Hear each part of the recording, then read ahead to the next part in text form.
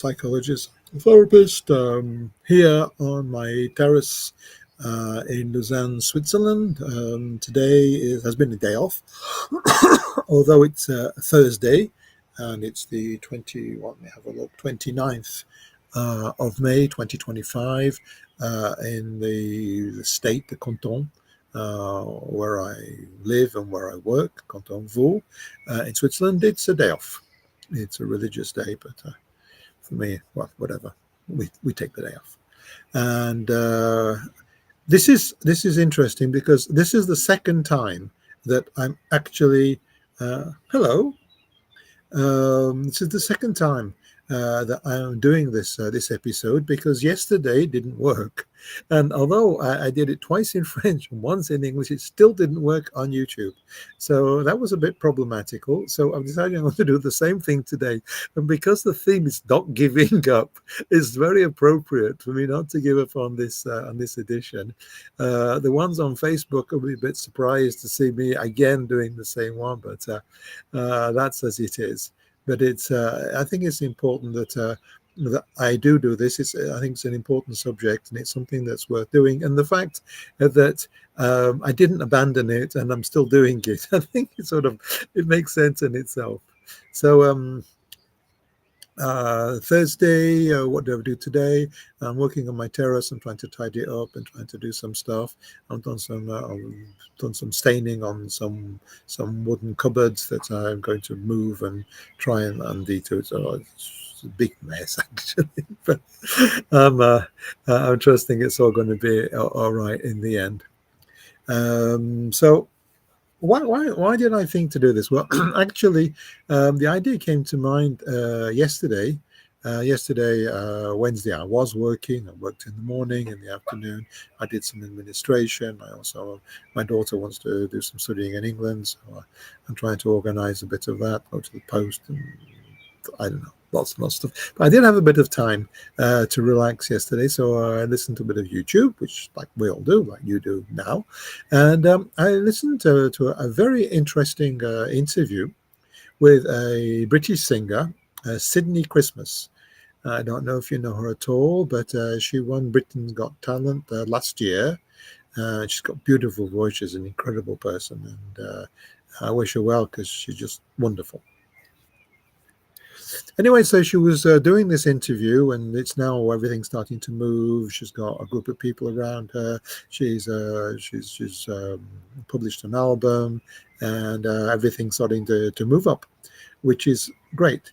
However, Christmas 2023, just before she got on Britain's Got Talent, she said that she was having a sort of a Christmas drink with her family and her boyfriend and friends, and she was saying she was thinking to give up on this dream to be a professional singer.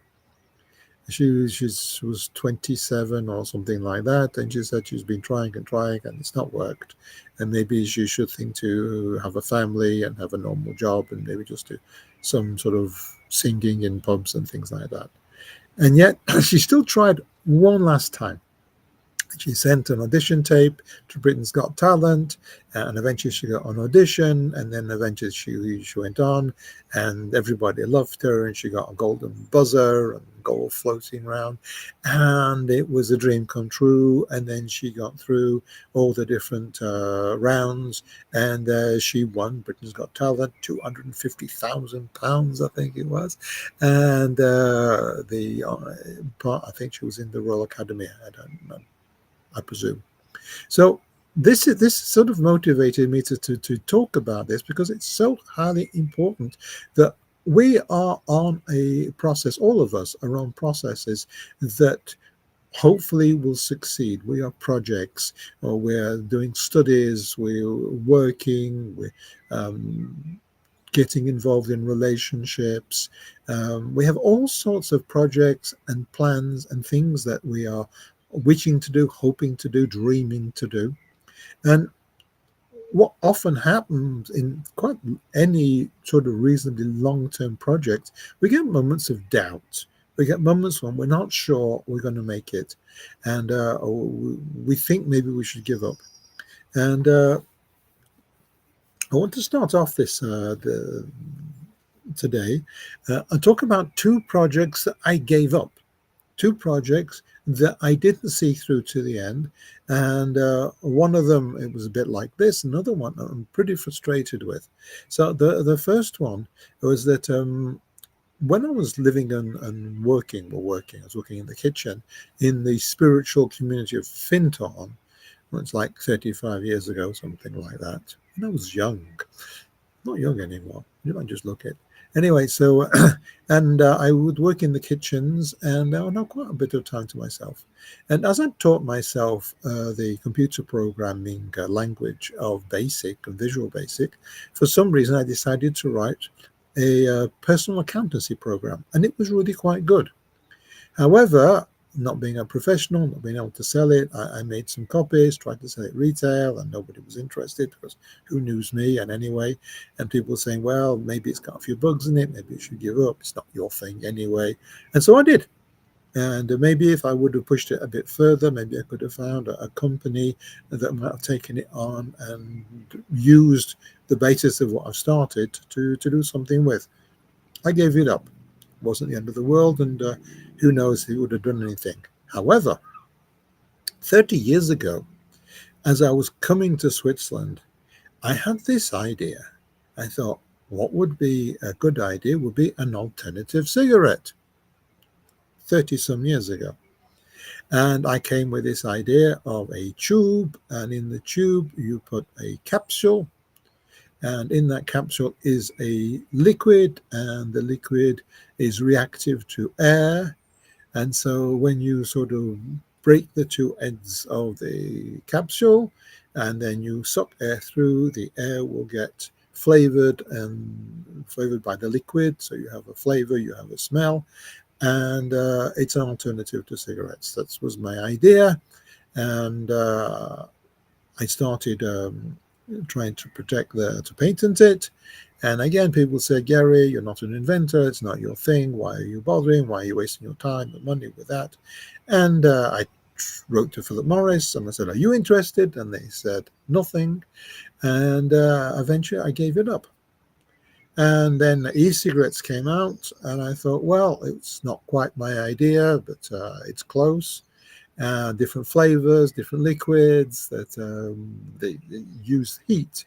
And my idea was it would be actually volatile in air, but similar sort of thing. And then last year, somebody came out with a product called Fume, which is identical to my concept.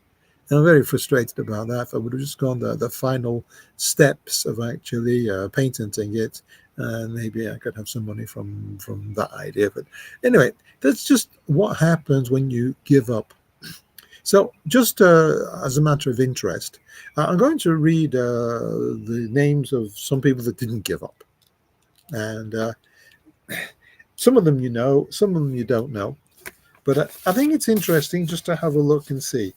One of the most known and the most famous is Thomas Edison, who tried over 1,000 different combinations of glass and elements and gases before he created a light bulb that was satisfactory for him. I don't think he was the first to have the idea of the light bulb, but he was the one that actually made it into a product that was very functional.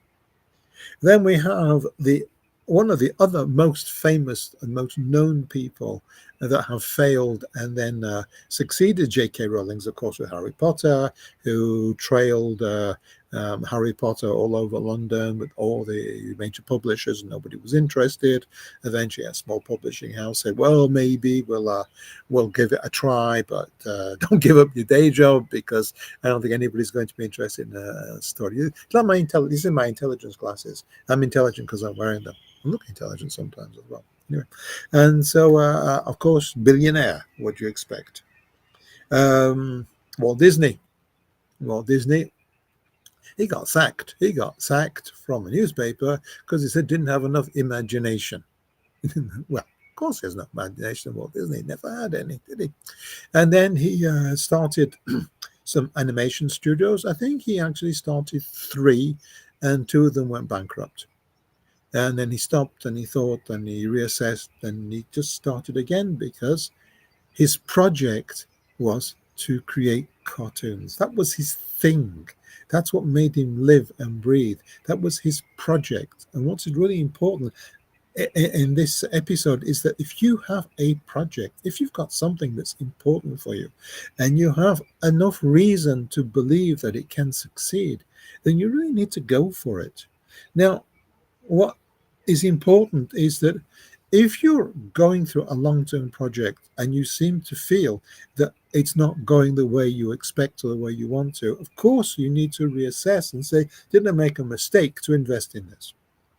Now, maybe you did, maybe you didn't, but allow yourself the possibility that no, it wasn't a mistake to invest, but maybe it's not, you don't have the right support system.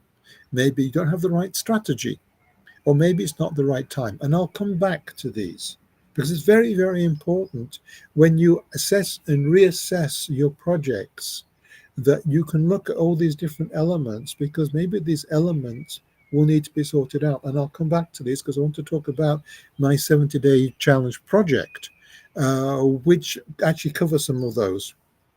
Who else is interesting? I've got quite a list of it. Oh, Colonel Sanders, Kentucky Fried Chicken.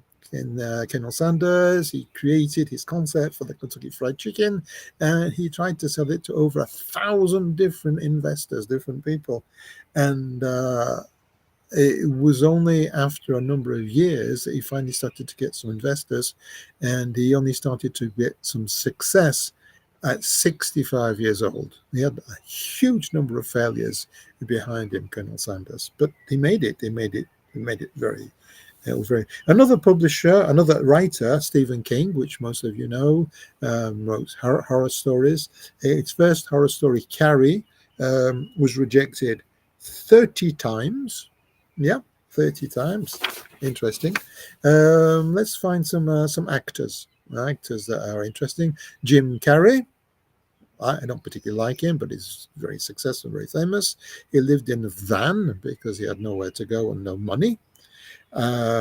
Sylvester Stallone, he was known for being a small bit part actor, heavy, not very appreciated in Hollywood. He was a good actor, but nothing special. He came up with the idea for Rocky. He took it to the studios. Studio said, not a bad idea. We'll take it on and we'll find somebody famous to play Rocky.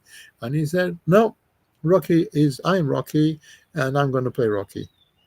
And he got rejected. He got offered a lot of money, which he gave up. And just the same, eventually he found a way to film Rocky, and well, the rest is history. Is Sylvester Stallone. The other great action hero, Arnold Schwarzenegger. Arnold Schwarzenegger, he went to try and make it in Hollywood, and they said his body was too weird, and of course with his accent that you could cut with a knife, there was no chance he would do anything successful. And the Lucille Ball, which maybe some of you know, was considered to be a B grade actress, and she became not only the queen of comedy, but quite influential in Hollywood. And she was the first person that took on Star Trek. She created, I think Star Trek came from her company. And the last actor I think we should go for is Mark Ruffalo, who was rejected. He auditioned 800 times for major roles. And now he's known as the Hulk and other things. And again, he's incredibly successful. But it took such a long time and so much trust and faith in going forward. Harrison Ford, he was a bit player and a carpenter, and it was only because he was a carpenter that he finally got some roles, and eventually he's super successful. So these people, they have their dreams, and they've continued their dreams, and they've kept going. Kate Perry, who now I'm afraid she seems to be on a downward spiral, downward dive. She got dropped by 3 record labels, and eventually she recorded 9 #1 hits.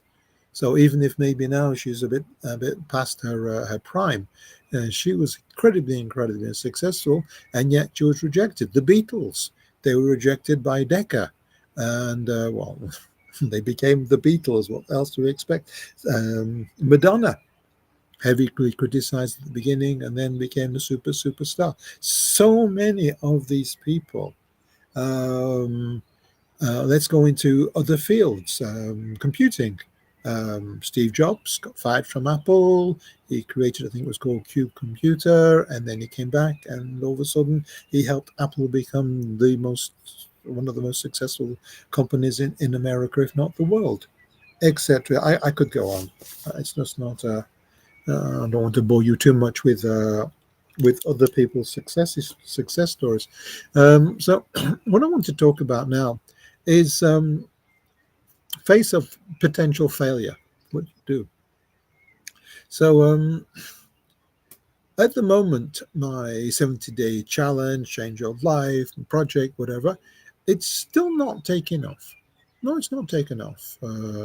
I have a few people that watch it. I got 1 or 2 nice remarks, but it's not going anywhere. So am I on the wrong path? Do I need to change what I'm doing? Do I need to give up? Well, I believe in this. I believe in myself, and I believe in this project. And because I believe in myself and I believe in this project, I'm going to keep going.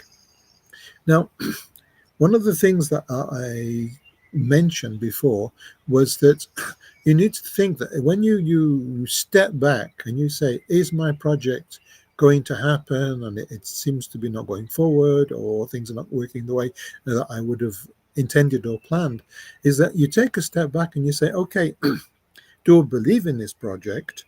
And if I believe in this project, even if it's not going forward, there is possibly one of 3 things that you need to look at: the support system, the strategy, and the timing. And let's just leave the 70-day challenge on the side. I'll talk about a book that I plan to write. I'm writing a series. I have a series of books, psychology books, self-help books, called Living in Harmony with the Real World. And I wrote the first one, which is about relationships with family, friends, enemies, things like that.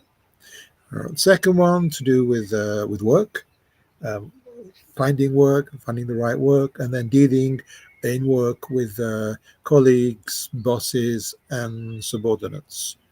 Fine, done. Came what was next. For a number of years, I've been working with archetypes. In my logic as a therapist, I noticed that people, they learn certain coping strategies as children. And that is how they survive their early years, by whatever coping strategies they have learned and has been reinforced and have made sense to them at that period of their lives. Now, my patients are people that are not functioning very well. No, excuse me, itchy nose. Now, they're not functioning very well. And some of them, why they're not functioning, is because the coping strategies that they have put into place in their childhood are not necessarily appropriate for the situation they find themselves in as an adult. That's not to say that the coping strategies in themselves are wrong, but sometimes they're rigid and sometimes they're not useful in the lives of an adult. So the idea is to help them find new coping strategies. And one way that I sort of express and explain and present to them these coping strategies is using the archetypes, business archetypes, policemen, judges, soldiers, jugglers, nudists, all sorts of things. Quite interesting. Gonna have a look, it's there. But anyway, I started to write this. I wrote the theory, and then I started to write descriptions of each of the archetypes. Well, I found around 100 archetypes. So I started writing the description of each of them. And then after a while, I just got exhausted. I got tired and I thought, I can't do this, I can't do this. And I put it aside.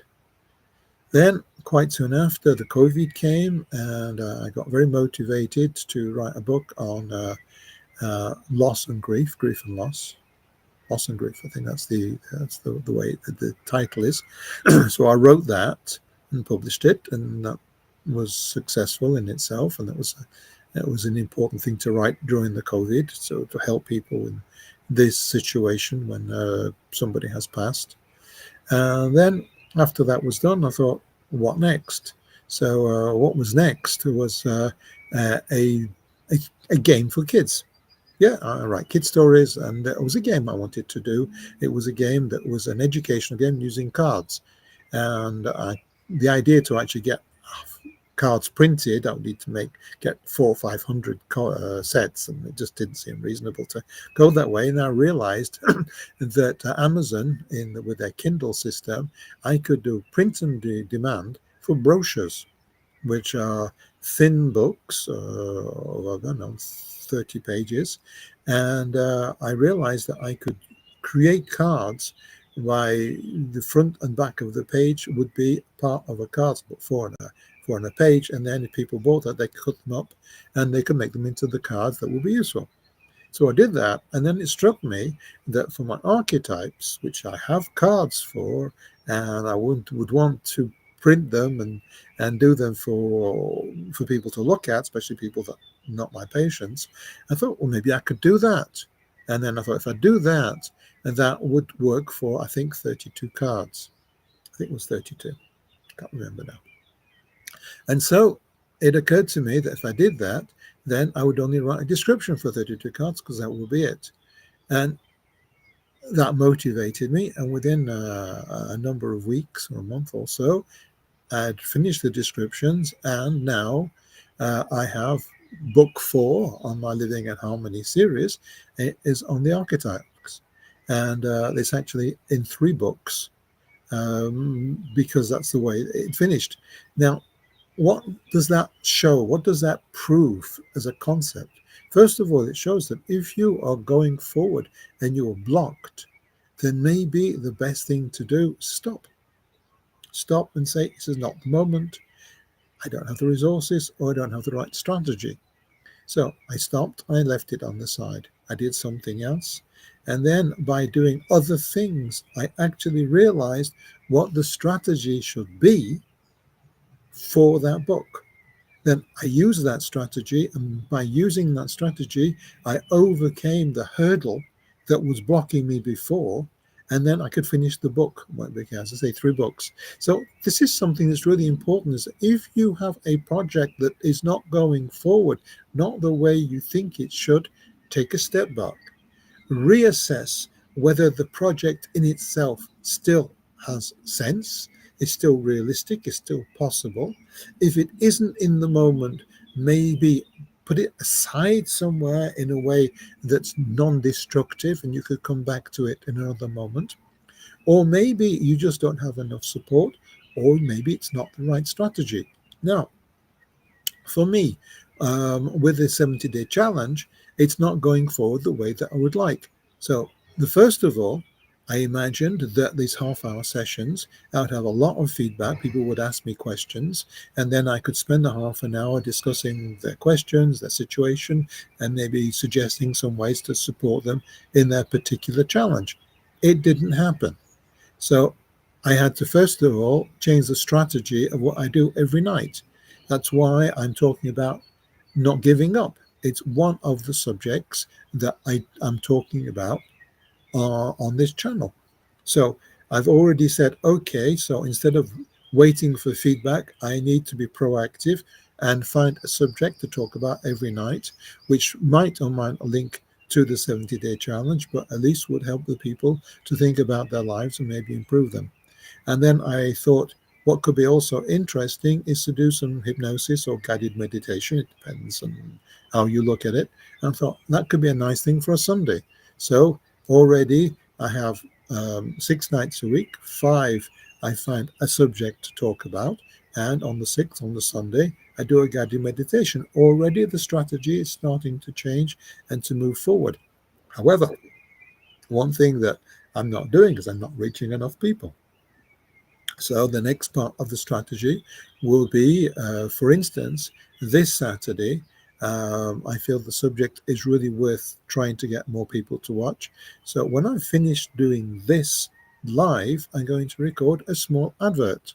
And then I'm going to pay for the advert to go over to a lot of my subscribers. And the advert will be linked to my talk on Saturday, which I'm going to put up. So that's what I'm going to do tomorrow. I think I'm going to do it tonight. I'm a bit tired. So we'll see. Maybe I'll do it tonight. So already another strategy takes place. And then I've got other things that I'm going to put into place because I'm going to do another 70-day challenge in September. So for that 70-day challenge in September, I need to get a strategy of selling, promoting the 70-day challenge over the summer holidays. So I've already got a small advert which somebody else has made for me, which is very nice. I'm going to add a bit to that, and then I'm going to link something to that and link something to that so that there will be people, hopefully, that will be drawn in. After all said and done, this is free. As a free thing, I'm hoping that people will be motivated because I'm doing this to help people. And the more people I can connect to, the more people that find for themselves a challenge that they can invest in, and they can change the quality of their lives by investing and succeeding in something, even if it's only a partial success. You talk a lot about, if your success is not as much as you would hoped, and yet it's taken you forward, then it's worth having done it. So we have also the project of a partial success, but it doesn't matter. My aim is to find as many people as possible to participate, and hopefully, like Football for Life, who was sent a comment, which is nice. That's sort of like the first comment that I've had in a while.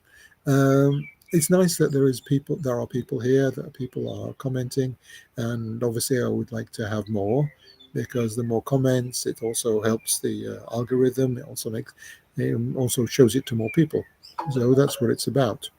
My calendar has just said something. That's what's that noise there in the background. So anyway, we come towards the end of this evening. Thank you for your time. Thank you for your attention. If you find it at all interesting, please like, um, um, subscribe, share with your friends. As I say, it is free. It's something that hopefully will be helpful for people.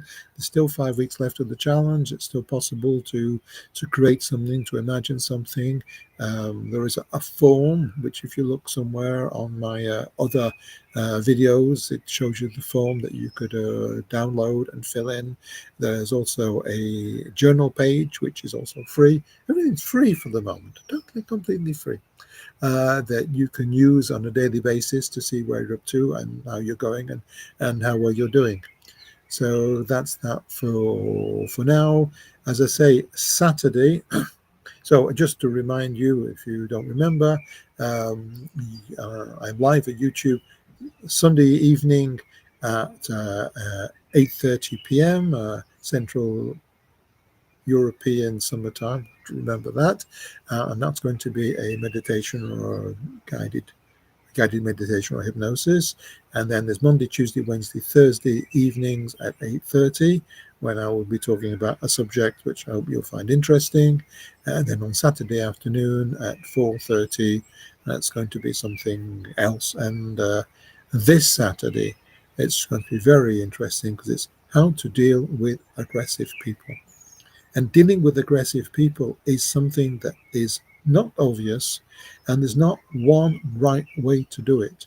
There are different situations with different people in different states, because being aggressive doesn't mean it's always the same thing. Some people are aggressive because they're in pain. Some people are aggressive because they're suffering. Some people are aggressive because they've smoked or drunk product alcohol or smoke joints and things like that. So there's different reasons why people can be in that emotional state, and the way to deal with it, it has to be different. And it's important to be able to think about it beforehand, because that helps us decide what we're going to do. Okay, so maybe I'll see you on Saturday. Thank you for your time. Thank you for your attention. This is Gary Gedall saying have a great weekend.